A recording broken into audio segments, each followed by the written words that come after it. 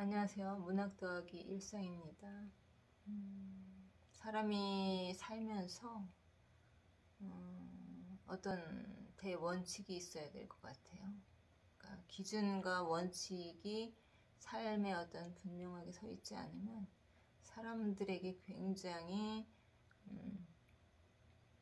직간접적으로 내가 원하지 않게 휘둘리거나 아니면 이끌려 다니게 되는 경우가 있어요.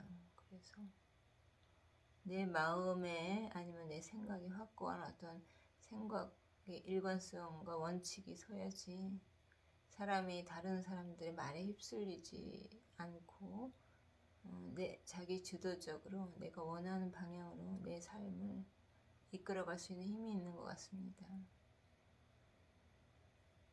요즘 보면은 기사들도 정말 진실을 전하는 기사가 아니라 가짜 뉴스들이 정말 많이 있고 그것을 또 분별하기도 참 어려운 모든 것이 다 혼선이 된 사회가 됐고 사람도 내가 원하는 방향대로 내 주관이 분명하게 서 있지 않으면 다른 사람들의 말에 휩쓸리기도 하고 다른 사람들이 어떤 개입이 내 삶을 방해하기도 하는 세상이잖아요. 물론 다른 사람에 관심을 갖고 사랑을 좀 주고 서로 배려하고 이런 건 좋지만 그 차원을 넘어서 다른 사람들이 간섭하는 삶에 내가 이끌려 다니거나 다른 사람이 휘둘르거나 아니면 일방적으로 이끄는 삶에 내가 무작정 이끌려 다니면서 그 시간을 희생당하거나 그런 것은 한마디로 내 자신이 호구가 되는 길이에요. 그렇기 때문에 현실주의자를 저는 가장 좋아해요. 천사표도 싫어하고요. 실제 마음에는 욕심이 많고 자기를 지키고자 하는 욕망이 많은데 겉으로는 굉장히 다른 사람들을 배려하는 이타적인 것처럼 그렇게 포장하기도 싫고 저는 그냥 현실주의자예요. 냉정한 현실을 보는 현실주의자이기 때문에 저의 이익을 따라서 행동하고 그렇지만은 타인의 어떤 권리를 침해하거나 타인의 어떤 재산을 침해하지 않는 그 선을 명확하게 지키면서 살려는 현실주의자예요. 그래서 저는 제가 손해보고는 못 살아요. 어떤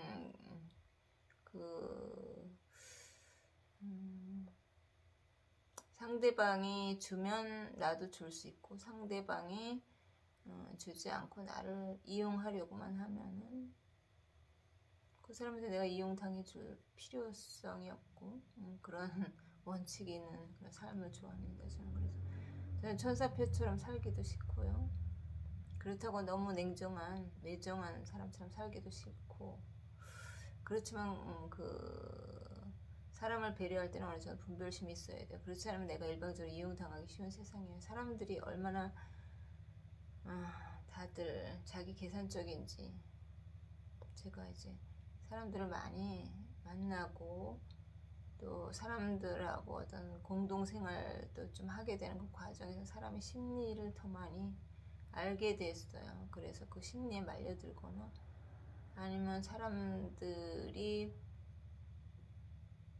이게 접근해오는 방법을 보면은 대충 이제 사람을 좀 파악할 수 있는 그런 힘은 생겼어요. 그래서 굉장히 자신이 어떤 여유가 있거나 자신이 충분한 어떤 돈이 있음에도 상대를 어떤 자기가 이용하기 위한 수단으로만 보고 접근하는 사람들이 있어요. 그냥 사람 자체를 사람 대 사람으로 보는 것이 아니라 저 사람을 통해서 내가 얻을 이익이 뭔가부터 계산하고 들어오는 사람이 있어요. 그게 이제 사람을 많이 만나고 파악하다 보면 생기잖아요. 그런 부분이.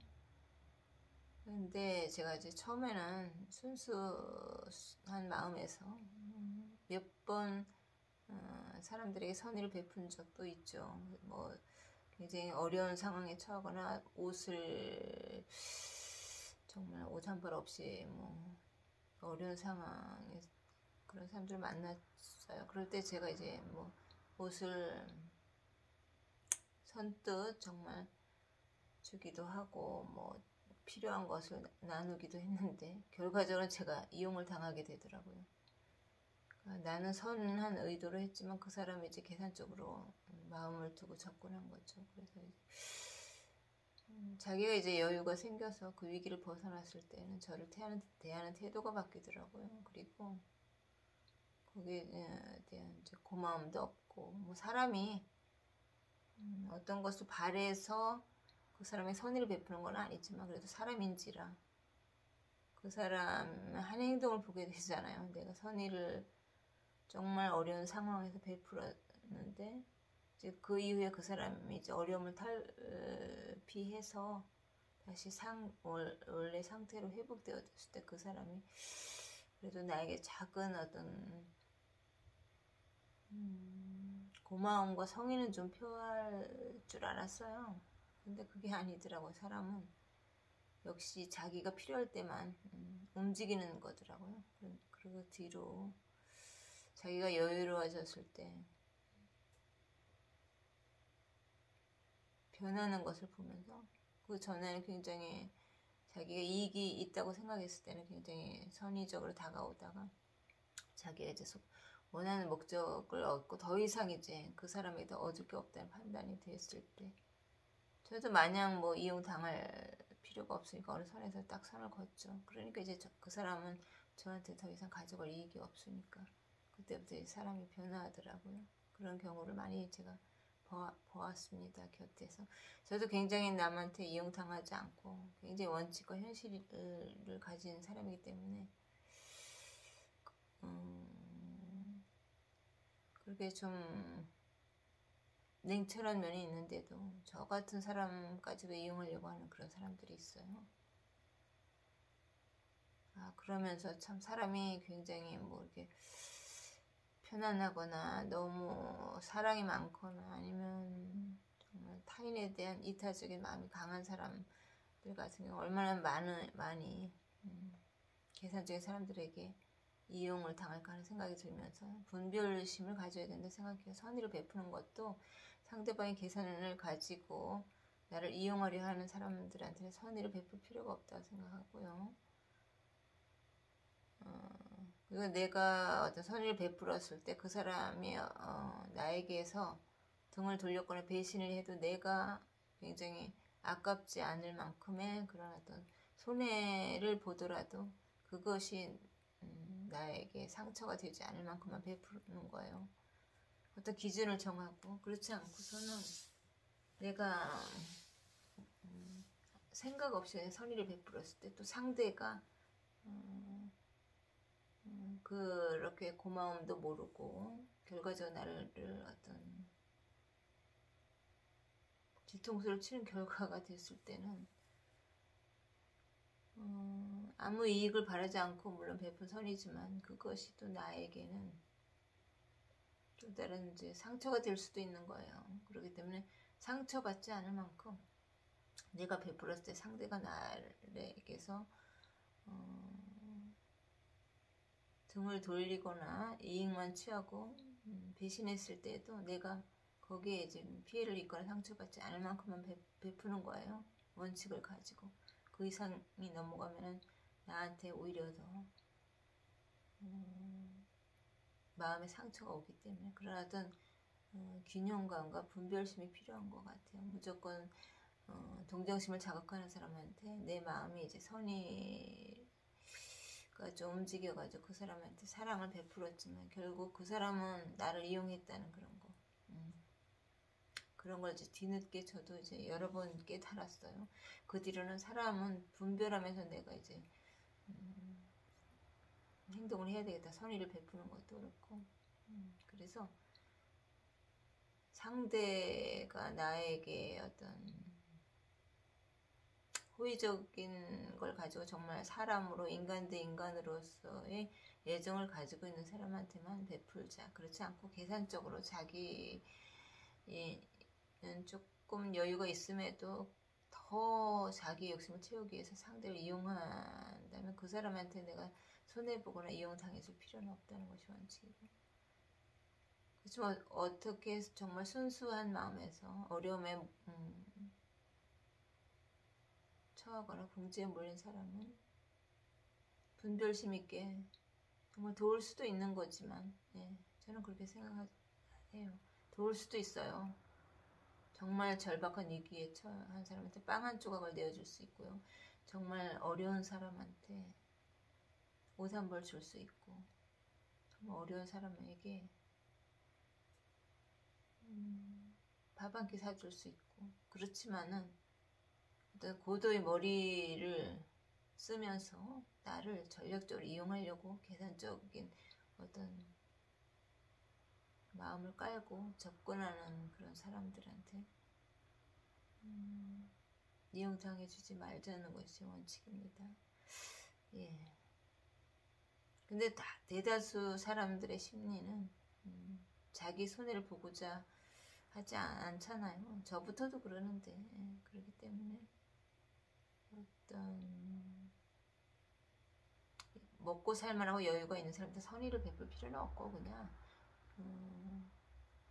그 사람이 밥 한 끼 사주면 나도 한 끼 사주고, 그렇다고 욕먹고 싶지는 않잖아요, 사람이. 그 사람이 나에게 선의를 베풀면 나도 베풀고, 이렇게 좀 서로 균형을 가지는 그런 어떤 베품이 필요하고, 정말 절박하고 어려운 처지에 놓인 사람한테는 그런 계산을 떠나서 그냥 베풀어야겠지만, 대다수는 어느 정도 자기가 먹고 살 여유도 있고 생활에 그렇게 궁핍하지 않은데도 어떤 상대를 전략적으로 이용하기 위해서 접근하는 경우가 많고, 그렇기 때문에 내가 순수한 마음으로 어떤 선의를 베풀면 그 사람들에게 이용당하기 쉬운 세상이라는 겁니다. 그리고 사람이 이렇게 좀 친하게 편안하게 지내다가도 다른 사람과 더 친해지는 경우 있잖아요. 그럴 때 약간 배신감을 느끼잖아요.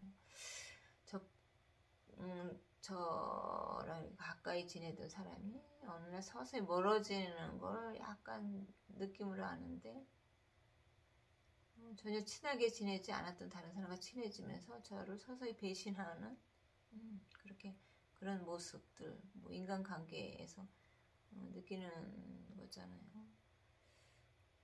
그리고 내가 좀 어느 정도 호의를 베풀었는데 어느 날 이제 싹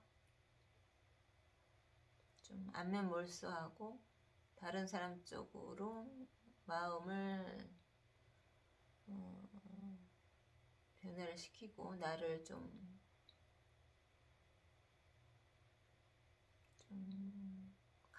이렇게 좀 가리고 다른 사람한테 가는 그런 경우도 있고, 뭐 살면서 분이 마주칠 수 있는 현실이잖아요. 그렇지만 이제 처음에는 그런 것들이 저도 이제 좀 약간의 상처가 됐지만 이젠 그런 경우를 많이 겪으면서 무뎌진 거죠. 갈 사람 가고 올 사람 오고, 갈 사람 가고 또 나랑 맞지 않는 사람 가고, 또 올 사람은 나에게 와서 인연을 좀 같이 인연 따라 흘러가기도 하고 인연 따라 떠나보내기도 하고, 그렇게 또 내가 일방적으로 또 차단도 하고 그러는 것이 인간관계인 것 같아요. 그래서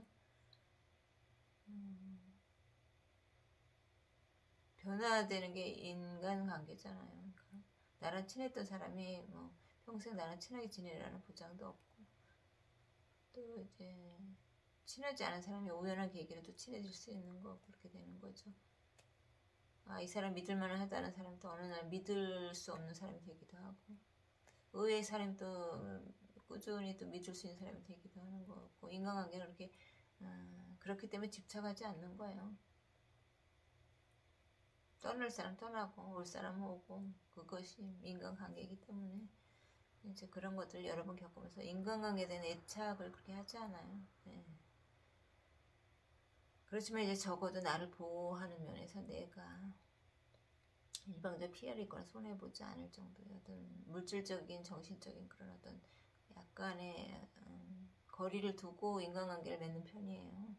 나를 보호하기 위해서이기도 하고 내가 이용당하지 않기 위해서 그런 어떤 적정한 내 마음의 어떤 거리를 유지하면서 좀 친해지는 것도 좋은 것 같아요. 무작정 정말 무장 해제하고 경계심 없이 사람하고 친해지고 그러는 것도 쉽게 또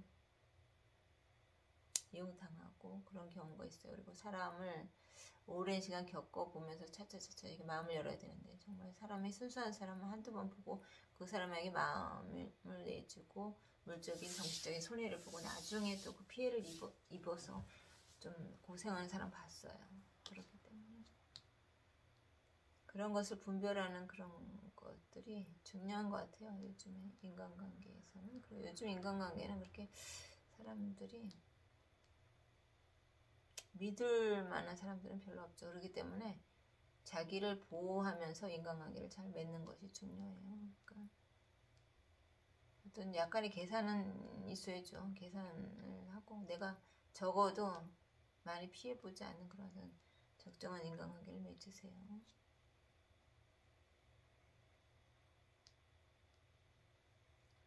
그래서 오늘은 좀 인간관계에 대해서 좀 얘기했습니다.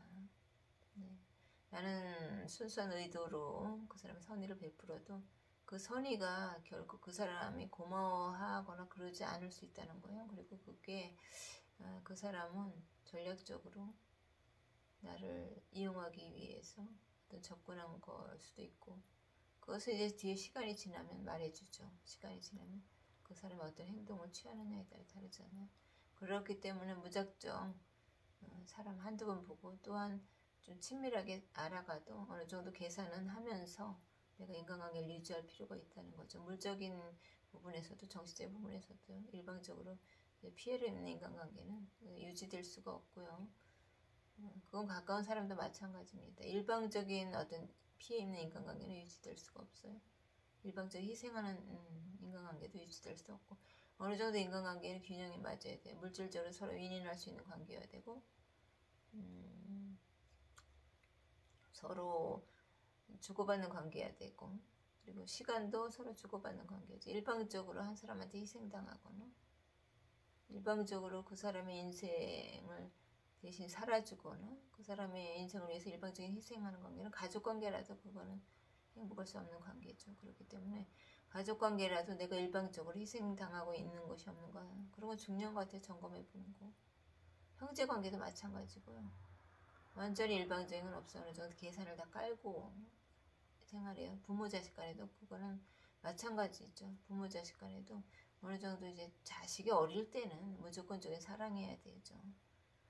미성년자거나 이럴 때 교육을 책임지는 과정까지는 부모는 자녀한테 무조건적이어야 되지만 그 이후에는 어떤 부모도 자식도 어떤 관계를 형성함에 있어서 어느 정도의 계산적인 그런 건 필요하다 생각해요. 원칙이 있어야 되고요. 자식한테 무조건적인 희생도 옳지 않고 그것은 그 자식의 자립심을 좀 다운시키는 결과가 되잖아요. 부모가 너무 그 자식에 대한 애정을 가지고 그 자식을 보호하려고 물질적인 지원, 정신적인 지원을 너무 이제 성인이 다 된 후에도 하다 보면 그것이 또 자녀에게는 부모를 이용하는 어떤 출구로 생각해서 그 자식이 자립심이 무뎌지거나 흐려져서 부모가 또 그 자식에게 또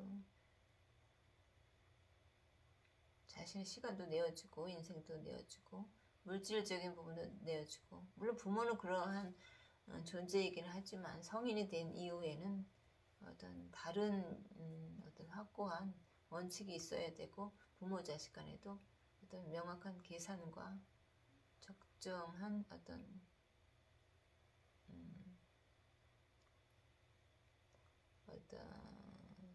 원칙을 가지고 살아야 될 것 같아요. 일방적으로 자식이 원하는 거랑 뭐든지 이제 해주고 들어주고 그런 것이 아니라 자식의 자립심을 키워주고 스스로 이제 설계할 수 있게 부모는 뒤로 빠지면서 자식한테 마음을 주고 든든한 지지자가 되어주지만 어떤 물질적인 부분에서는 어느 정도 원칙을 가지고 성인이 된 이후에는 스스로 경제적인 활동을 하고 자립할 수 있게 좀 키워주고 지원해주고 그렇게 이제 관계를 좀 맺고 형성함에 있어서 지혜로워야 될 것 같아요. 그렇지 않고 어느 정도의 선과 경계가 없으면 인간관계는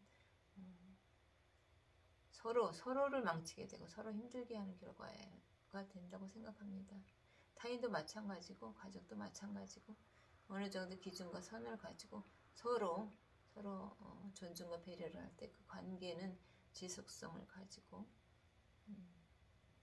관계는 깨지지 않습니다. 나도 상대를 존중하고 상대도 나를 존중하고 사람 대 사람으로 대해야지 그 사람을 어떤 이용 가치와 이용할 어떤 계산을 가지고 인간관계를 한다면 그 관계는 온전할 리 없죠. 상대가 그 사람의 어떤 심리와 어떤 전략을 몇 번 만났을 때는 뭐 파악하지 못해서 약간 이용당할 수 있어요. 그렇지만은 적어도 시간을 두고 만났을 때는 그 사람의 심리랑 행동을 보면은 어느 정도 그 사람에 대한 파악이 오잖아요. 그렇기 때문에 사람을 영원히 속일 수도 없고 영원히 이용할 수도 없답니다. 그렇기 때문에 인간 대 인간으로서 서로를 존중하고 배려하고 그 사람이 을 소중하게 생각해야 돼요. 내가 소중하고 내 물건이 소중하고 내 재산이 소중하고 내 돈이 소중하면 상대방의 돈도 소중하고 상대방의 어떤 물건도 소중함을 알고 서로의 경계를 가지고 존중하며 나아갈 때 그 관계는 지속적이고 신뢰를 회복할 수 있다는 겁니다. 그래서 사람을 대할 때는 어떤 원칙을 가지고 임하라는 말 말씀드리고 싶습니다. 제 경험을 말씀드려 보았습니다.